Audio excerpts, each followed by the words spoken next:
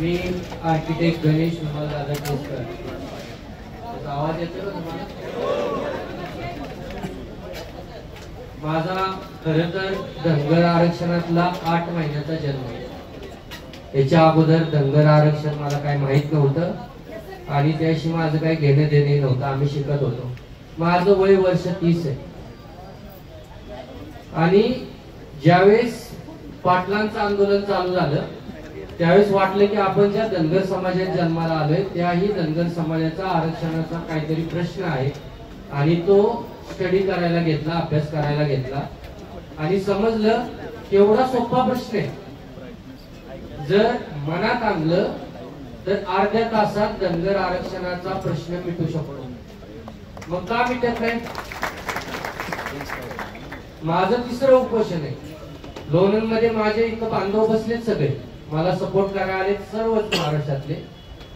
डेंगे साहेब 22 दिवस उपोषण केलं मी. माझी उपोषणाची ताकद आहे, मी महिनाभरी बसू शकतो. तुम्ही म्हणताल की मध्ये तो आजारी पडला होता, मला व्हायरल इन्फेक्शन झालं म्हणून मी आजारी पडलो होतो, कारण की मी दिवसात एकच वेळा जेवतो. आणि 22 दिवस उपोषण केलं. काय भेटलं बेंगे सर? काहीच नाही भेटलं. कुणाला? मला नाही भेटलं, कुठल्याच बांधवाला काय नाही भेटलं. 1 वर्षभर चाललंय, कंटिन्युअस उपोषण चाललंय. आतापर्यंत माझ्याकडे 50 लोकांची लिस्ट आहे ज्यांना आमरण उपोषण केले. आणि काय करायचं मग? 12-15 दिवसाच्या नंतर यायचं आणि आम्ही तुमची मीटिंग लावतो. मीटिंगला बोलवायचं, तिकडे मीटिंग मध्ये ऐकून घ्यायचं आणि झाला विषय, संपला. मग आपली लोक रस्त्यावर उतरतात. कारण की तुम्हाला जर संविधानिक भाषेला समजत नसेल तर यशवंतराव होळकरांच्या अवलाद आपण थोडंफार रस्ता उतरणार. आम्ही उतरलो सर. माझ्या जो बीके कोकणे साहेबांनी जो खंबाटकी घाट अडवला होता ना एनटीसीच्या आरक्षणात, त्यावेळेस एसटीचीच मागणी होती पण एनटीसी भेटलं, दगा झाला. तो खंबाटकी घाट आम्ही 7 तास अडवला सर. तो घाट अडवल्याच्या नंतर बँगलोर सगळं बंद होतं, सातारा विकार सगळं. त्यांना काय केलं सर? एकही काच फोडली नाही, काहीच केलं नाही. तरी माझ्या कुटुंबातल्या 32 जणांवर, माझ्या मित्रांवर 353 सारखे गुन्हे दाखल केले. इथं आहेत पोरं, निखिल आहे, कोकरे साहेब आहेत, सगळी 353 मधले. काय गुन्हा यांचा? 10 दिवस जेलमध्ये ठेवलं. काय गुन्हा यांचा? आम्ही गेलो, मीटिंगला गेलो, फडणवीस साहेबांबरोबर अर्धा तास चर्चा केली. केसेस मागे यायचं ते नाटक केलं जे 14ला केलं. त्यांना ते त्यात एकदम पटायचे सर. आणि आपण पण लगेच त्यांचं पटवून घेतो. किती बोळा बाबडा तो फडणवीस. सॉरी मी आरतुर बोलणार आहे आज, काय की तेवढा अत्याचारच केला यार तुम्ही, का नाही बोलायचं? आमची 10 दिवस पोरं आत ठेवली. पोरं उसात झोपली, पत्र्याच्या शेडवर झोपली, कुठे कुठे झोपली. का? काय गुन्हा होता? हक्काचं आरक्षण माहिती हा गुन्हा आहे? अरे जे संविधानात आहे ते हक्काचं आरक्षण मागणं हा गुन्हा आहे? 1 मिनिट, खूप महत्वाचा बोल.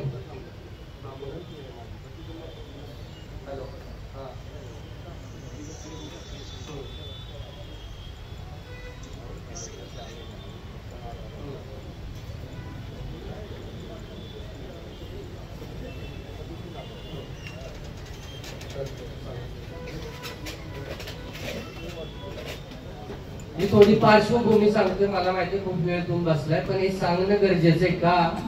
तरी 4थी पिढी आहे माझी. म्हणजे आपली 4थी पिढी जी 30 वर्षाची पिढी जर इथं उपोषणाला बसते तर उद्या 16 वर्षाची पोरं उपोषणाला बसते. आपल्याला हेच करायचंय का? यशवंतरावांनी काय केलं? सगळं लुटून गेले होते, काहीच राहिलं नव्हतं हातात. माझ्याच वयाचे होते, परत केलं ना, होळकर साम्राज्य निर्माण केलं ना. मग तुम्ही काय करताय? तुम्ही घरी काय करताय? मला इथं बसलेल्या माणसांना काहीच नाही बोलायचं. मी उलट त्यांचं नतमस्तक होऊन त्यांना धन्यवाद देतो की तुम्ही इथं आला, थांबला. पण तुझे घरी बसलेत ना त्यांना माझं बोल का? बाईकला काय कमी आहे सर? आर्किटेक्ट आहे, ऑफिस आहे, गाडी आहे, सगळे. जसं मगाशी तुम्ही सांगितलं तुम्हाला पीएचडी केली, सगळे का बसलो आम्ही? याचा कधी विचार करणार आहात की नाही? याच्यावर विचार करा. धनगर समाजाच्या प्रत्येक प्रश्नाचं एकच उत्तर आहे. काय बरं सांगा? संघटित समाज. ज्यावेळेस तुम्ही संघटित येता, या अशी आता असा विषय आपला, एक इकडं पडलाय एक इकडं पडलाय, असं कधी होणार आहे? नुसते चित्रातच दाखवायचं का?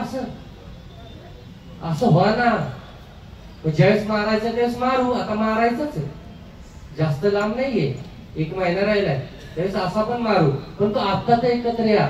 जर आपलं म्हणणं या सरकारकडून वधवून घ्यायचं असेल, जर आपल्या हक्काचं आपल्याला मागून घ्यायचं असेल, तर तुम्हाला ताकद दाखवावी लागेल. मग काय केलं यशवंतरावांनी? जिथं जिथं मल्हारराव गेले होते, त्यांच्यावर जिथं जिथं त्यांचे संबंध होते, त्या सगळ्यांना एकत्र केलं ना. पण तुम्ही का नाही करत? प्रत्येक जिल्ह्यातली माणसं एकत्र. मग कोण करणार? करा ना कोणीतरी, या ना समोर. उद्या तुम्ही म्हणताय की, म्हणजे आता मी इथं बोलतोय तर एखाद्याला असं वाटतं की नाही नाही आता गणेश उपोषणाला बसल्या म्हणजे उद्या झेडपी सदस्य किंवा आमदार गणेश. अरे मग हेच तर करायचंय ना. उद्या तुम्हाला एसटीचं आरक्षण भेटलं तर तुमच्याकडे आमदार म्हणून घ्यायच्या लायकीची 50 तरी माणसं आहेत का? होऊ देत ना तयार. का त्याचे पाय ओढता माग?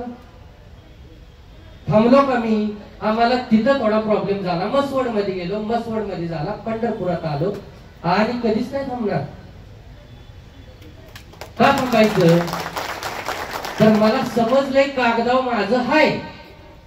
जर मी शिकलेला पोरगा, मला कायदा कळतो, वाचता येतो आणि प्रश्न उत्तर करताही येतात. मुख्यमंत्र्यावर बोलले, सगळ्यांवर मिटिंग केली. मग जर मला हे सगळं कळतंय तर मी घरी का थांबायचं? परंतु माझ्या तरुण बांधवांना आणि भगिनींना हे समजूनच नाही घ्यायचं. त्यांना बघायचं बिग बॉस, आम्हाला राजकारण नाही आवडत. अरे राजकारणावर सगळं चालतं ना यार. तू जन्माला आल्यापासून तुझ्यावर राजकारण चालू होतं. पोलिओचा डोस तुला द्यायचा का नाही द्यायचा हे राजकारण ठरवतं. मग तू घरी काय करतो? हा कधी प्रश्न माझ्यासमोर मी बघतोय यार. आज 16वा दिवस आहे. सगळी म्हातारी माणसं आहेत, माझ्या बापाच्या वयाची, माझ्या आजोबाच्या वयाची, आणि हातावर मोजणारी ना माझे तरुण धनगर बांधव. ते पण कोण आहेत भिंगे साहेब माहितीये? जे शेतकरी, जे मेंढपाळ आहेत. काही शिकलेले आहेत कुठे पोरं? कधी इतिहास वाचायचा नाही, कधी पुढे यायचं नाही, कधी कुठला मुद्दा समजून घ्यायचा नाही. शिकलाय तर वाचा.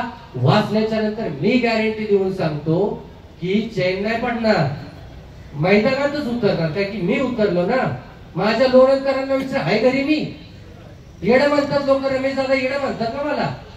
आहे का घरी मी? का? तर माझं ह्या कागदावर आहे आणि ते मी घेतल्याशिवाय हटणार नाही. लोकमान्य टिळकांचं स्मारक आहे मैदान. काय म्हटले होते लोकमान्य टिळक त्यावेळेच्या इंग्रज सरकारला? स्वराज्य हा माझा जन्मसिद्ध हक्क आहे, तो मी मिळवणार. तुम्ही काय बोलणार या सरकारला? धनगर आरक्षण हा माझा जन्मसिद्ध हक्क आहे आणि तो मी अरे काय आवाज आहे? तो मी. यस.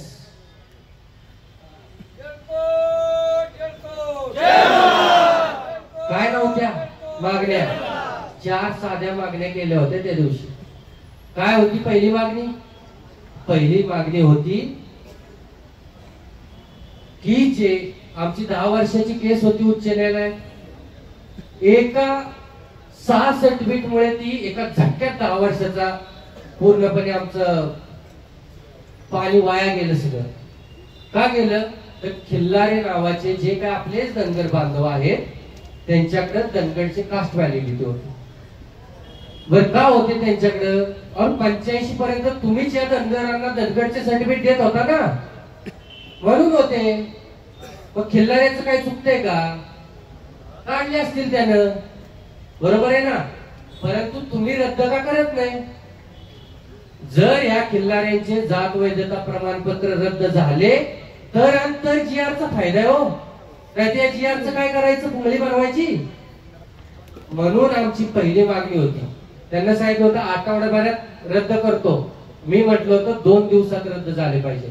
आज कितवा दिवस आहे माहिती? 8वा दिवस. काय केलं तुम्ही? तुम्ही आम्हाला विचारणार ना.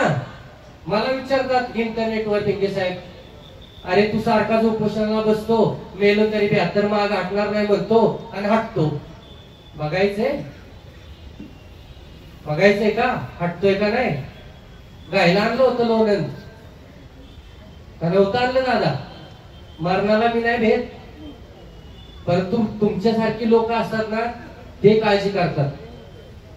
यावेळेस आरक्षण नाही ना भेटलं, उठतच नाही. जा कुणाच्या बापाच्या धमक आहे ना, उठून दाखवलं निश्चित.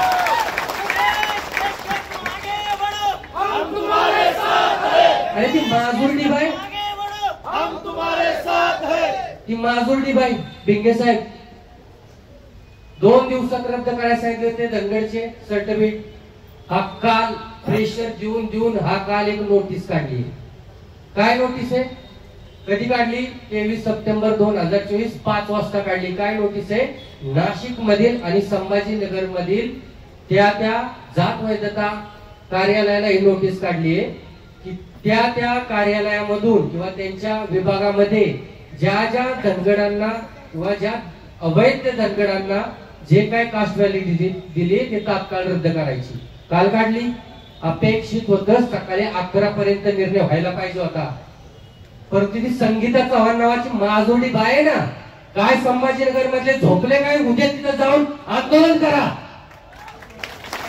सकाळपासून भिंगे साहेब आमचा एक माणूस आम्ही तिथं बसवलाय 11 वाजल्यापासून. जेवायला ती 1 वाजता अजून ऑफिस मध्ये नाही ती. अरे ती बाय सरकार चालवते का मुख्यमंत्री सरकार चालवते मला समजत नाहीये. मी स्वतः इथून फोन केले त्या बाईला, फोन उचलत नाही. अरे कर ना कॅन्सल, तू काय प्रॉब्लेम आहे? की बाय चालवणार का सरकार? मुख्यमंत्री हिच्या हाताखाली काम करतो का? निषेध निषेध निषेध. एक कोण नाही करू शकत. एका जातीचा मुख्यमंत्री एका जातीचा आहे. त्यासाठी जातो तो, इथं का आला नाही? अरे चेष्टा लावली यार, तुम्ही नुसते बघत बसताय यार. संभाजीनगर, चलो संभाजीनगर. जायलाच पाहिजे उद्या संभाजीनगर मध्ये. ती संगीता मॅडम थार कापली पाहिजे. कापणार का नाही? तिला समजत नाही यार. 6 महिने झाले विजिलन्स रिपोर्ट येऊन. माझ्या खंडाळा तालुक्यातले ईश्वरजी ठोंबरे का एका कास्ट व्हॅलिडिटी रद्द नाही करू शकत. हा धनगर समाज तुम्ही कुणाच्या अवलाद आहे रे? मल्हारराव होळकर, यशवंतराव होळकर, ऐका रक्त तुमच्यात. तिला सुधरू देऊ नका अजिबात. माझा इशारा आहे तिला या सरकारला. एक सही करू शकत नाही यार, सही करू शकत नाही. एका सहीसाठी ठेवले तुम्ही. इथं आम्ही मरायला लागलो ना यार, का तुम्ही मेला पेटलं रे?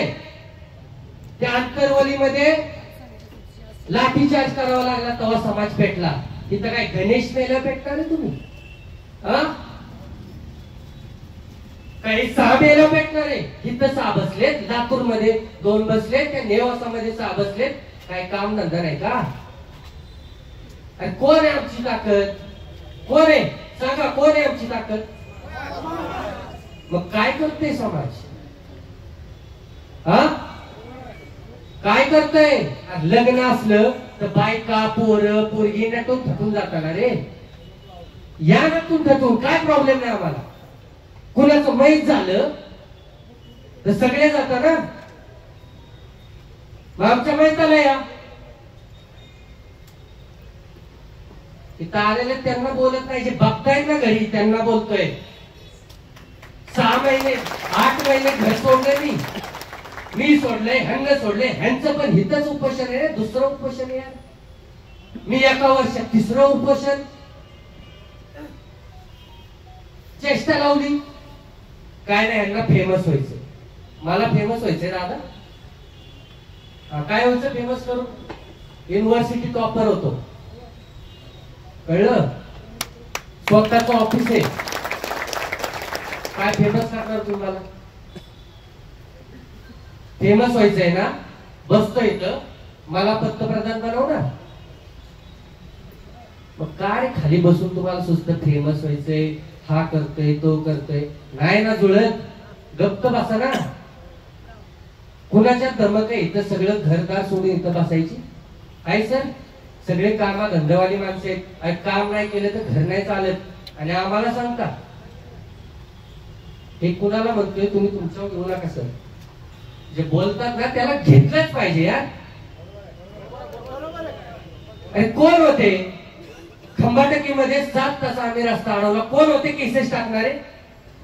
माळी होता, मराठा होता, वंजारी होता, कोण होता? विचार करा. परत बोललं ना सूर्याची पिसाळ झोमत, वागू नका ना सूर्याची पिसाळासारखं. आहे ना यशवंतराव होळकर, मला वागा नाही यार, काय प्रॉब्लेम आहे? नुसतंच इतिहास सांगायचा. 28 वर्ष राज्यकारभार केला, कुठे पाहिला? किती आला तुम्ही आला, धन्यवाद. किती आला? 12. लग्नात जायचं असतं तर गण्याचं लग्न आहे आज, किती आला असता? मला कधी कधी ना विश्वास बसत नाही की ह्याच समाजाचे होते का अहिल्यादेवी होळकर. आम्हाला राजकारण कळत नाही बाबा, समजून घ्या ना. मग शिकलाय ना तुम्ही, आई बापाला पार. माझा आई बापला बकऱ्या मागे जातात, माझा भाऊ इथं कुठे रे? शिकला नाही तू सर? 5 भावंडे आम्ही, एकटा शिकलोय मी, तोही बकरी वळतो. जन्म त्या पोपटात झालाय माझा, मला माहितीये काय असतं काय नसतं. तुम्ही या ना इथं, काय प्रॉब्लेम आहे तुम्हाला? तुमचं कुटुंब असलं तरच येणार तुम्ही इथं. आम्ही तुमचं कुटुंब नाही. जण सांगा, जातो घरी. धन्यवाद. मला आहे ना अपेक्षित काय माहितीये भिंगे सर, बापांना सांगा तुमच्या तरुण बांधवांनो, मी जसं माझ्या बापाला सांगितलंय, घरीच थांबा, मी आणतो आरक्षण खेचून.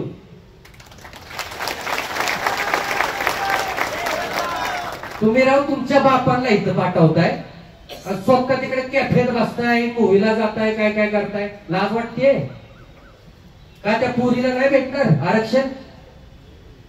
नाही का भेटणार त्या पोरीला आरक्षण? मला तुम्ही सांगा. उद्या तिची एमपीएससी झाली, युपीएससी झाली की आपण हार घालायचा आणि त्या अधिकारी झाली की आपल्याला विसरून जायचं. मला तर काहीच फायदा नाही आरक्षणाचा. काय फायदा घंटा मला? मग ज्याला फायदा आहे त्याने या ना इथं. तुम्हाला इथं मरायला लागल. ही संविधानिक लढाई आहे आणि इथं डोकी मोजली जातात. ही तलवारीची लढाई असते ना, आतापर्यंत कापून टाकली असती सगळी.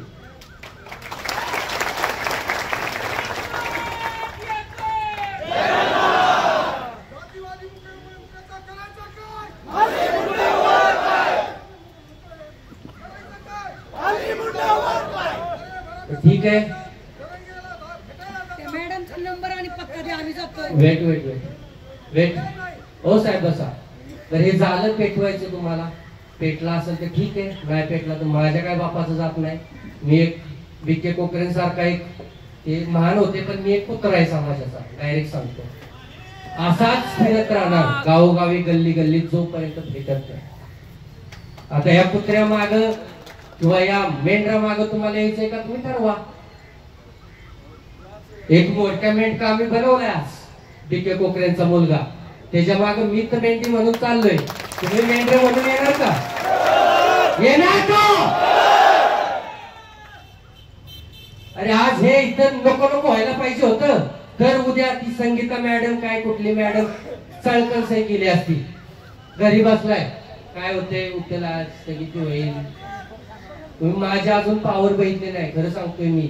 मला सिरियसली माझा रिपोर्ट बघा, मी लिहून ठेवलाय. कॉन्स्टंट बीपी कधीच हाय होत नाही, कधीच लो होत नाही.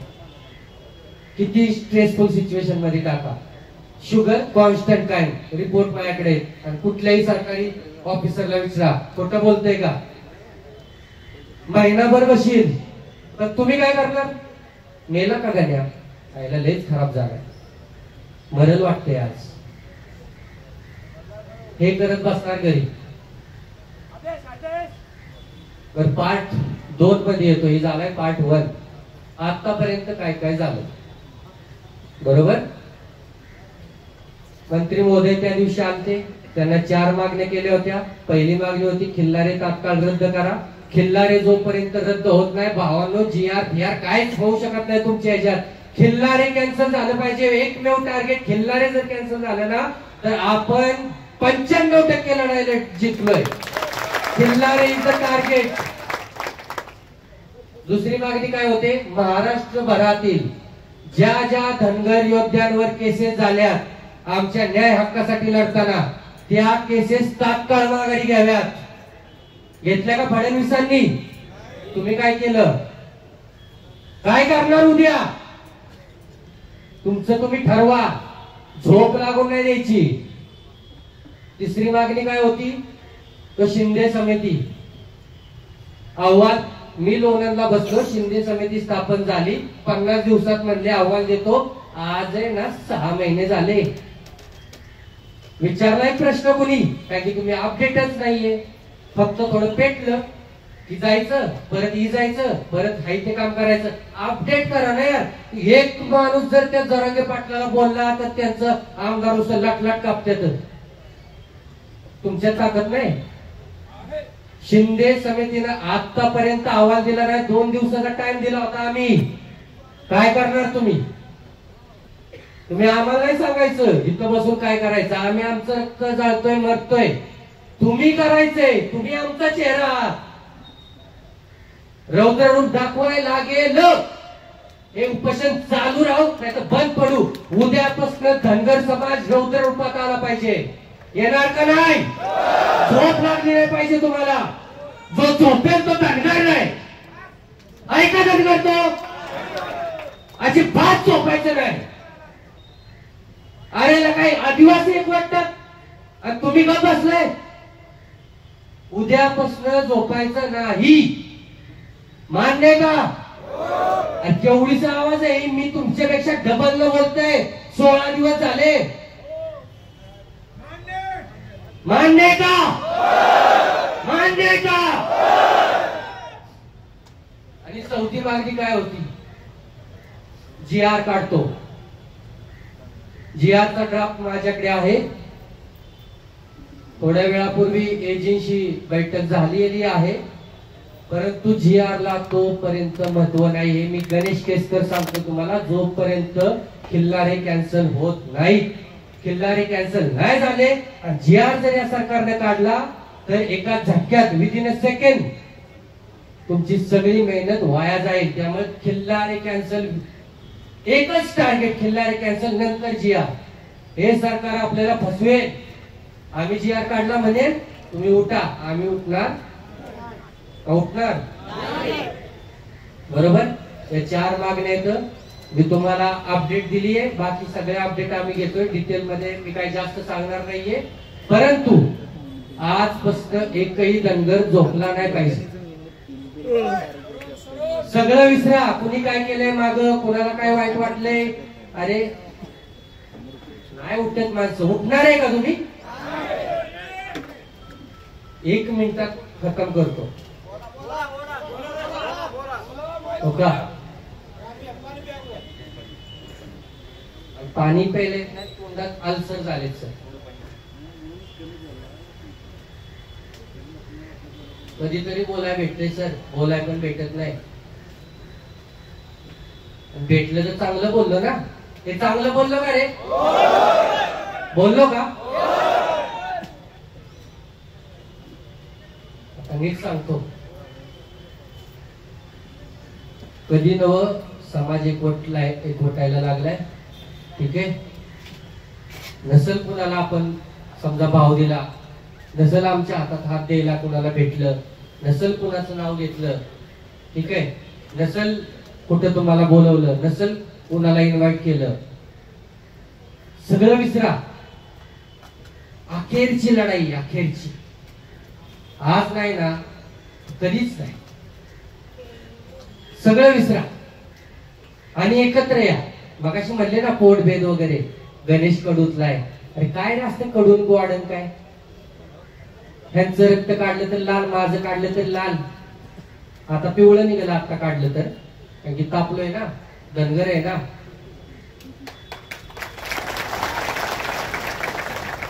त्यामुळे सगळं विसरा. मी काय म्हणत आलोय भिंगे सर, जर आता आरक्षण नाही ना भेटलं तर या धनगर समाजाला कोण आरक्षण दिलं माहितीये? फक्त धनगर समाजातल्या महिला. ही माझी नाही, जर आता नाही भेटलं तर. का? तुम्हाला माहिती का? ह्याला वाडा त्याला वाडा, पुढे जाईल, असंच होईल तसंच होईल. महिलांच्यात ही अजून व्हायरस घुसला नाही. त्यामुळे यू हॅव अ चान्स. बरोबर, तुम्हाला चान्स आहे परत एकदा या आधुनिक भारताला हे दाखवण्याची की याच धनगर समाजात अहिल्यादेवी जन्माला आल्या होत्या आणि या आधुनिक भारतामध्ये पण याच धनगर समाजात अहिल्यादेवी होळकर जन्माला येऊ शकतात आणि या महाराष्ट्राच्या मुख्यमंत्री होऊ शकतात.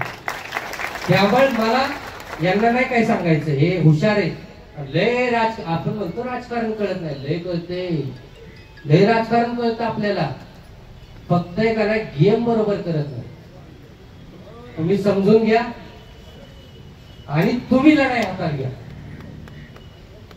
माझी तुम्हाला विनंती, महिलांना विनंती की तुम्ही लढाई हातात घ्या. एकदा महिला उतरल्या ना, सरकार काय सरकारचा बाप आरक्षणापासून आपल्याला वंचित ठेवू शकत नाही. एवढंच बोलतो. मला बोलायची संधी दिली, मला तुम्ही शांतपणे ऐकून घेतलं, त्याबद्दल मी तुमच्या पुढे नतमस्तक होतो. तुमचे आभार मानतो आणि शेवट एक घोषणा देऊ, त्याच्यावर मी थांबतो. येळकोट येळकोट येळकोट येळकोट येळकोट येळकोट. धन्यवाद.